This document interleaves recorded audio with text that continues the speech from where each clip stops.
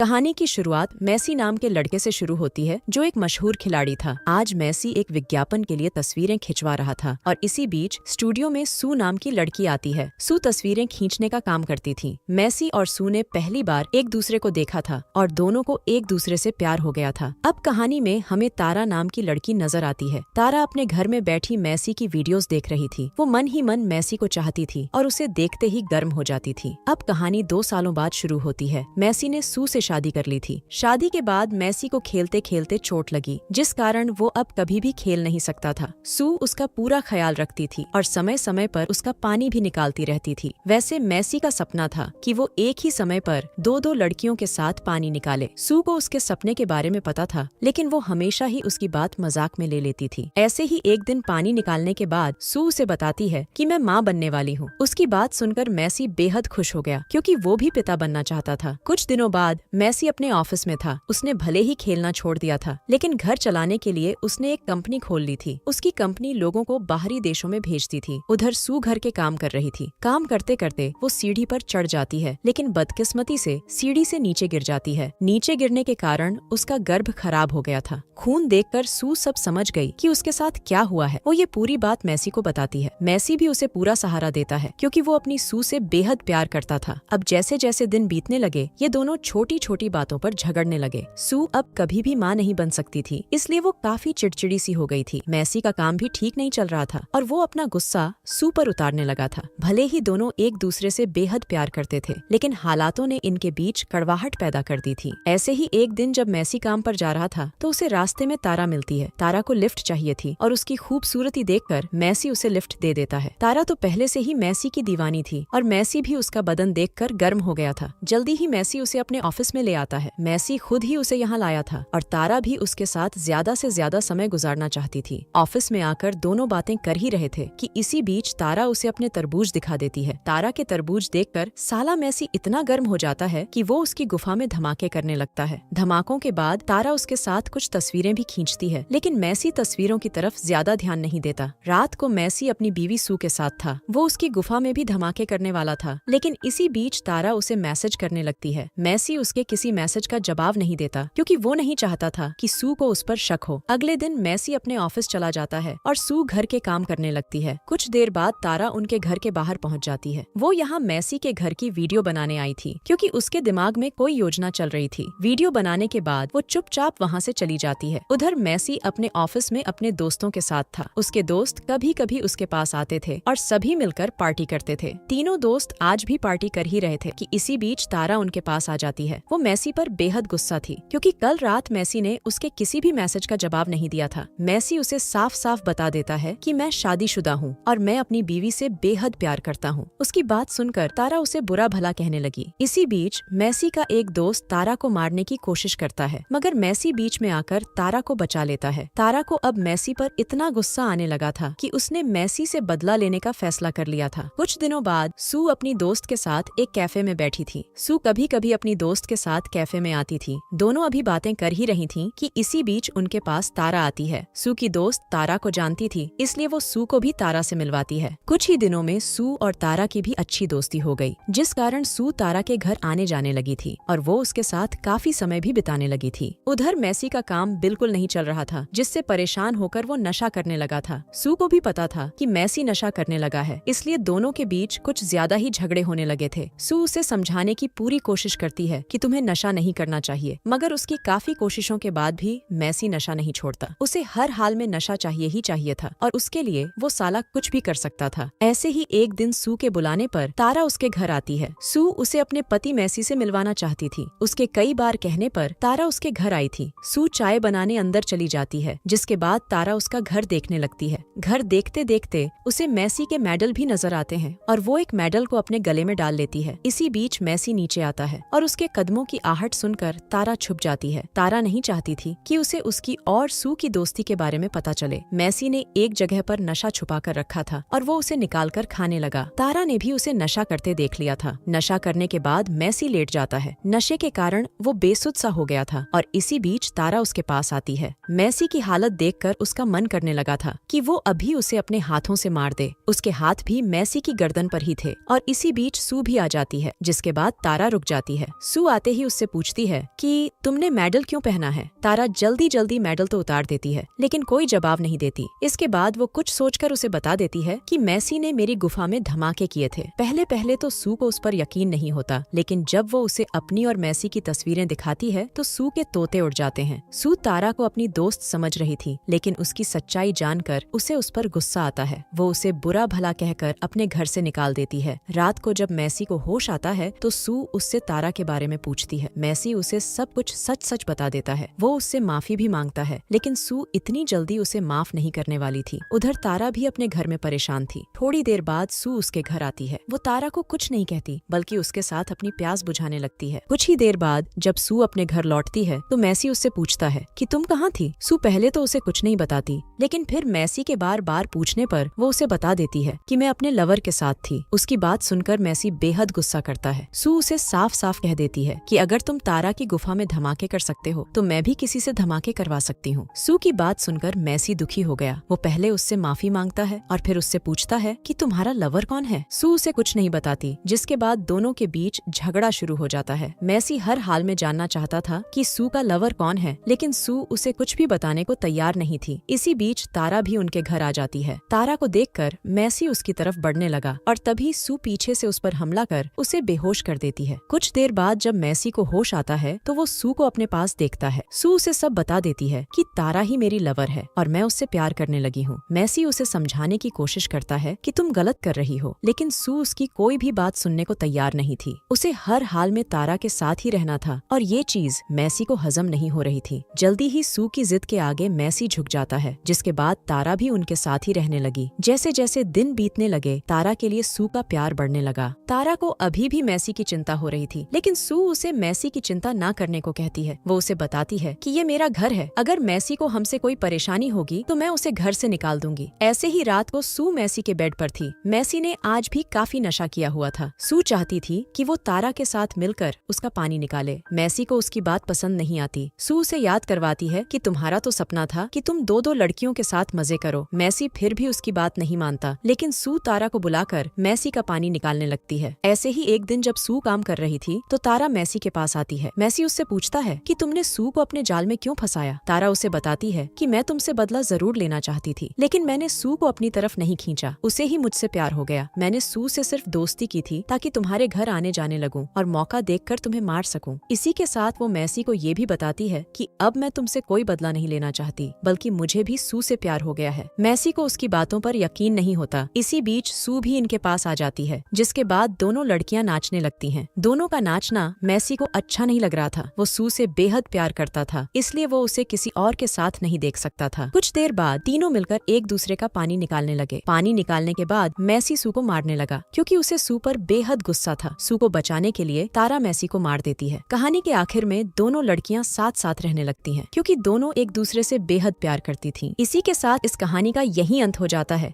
हमारी वीडियो देखने के लिए बहुत बहुत धन्यवाद।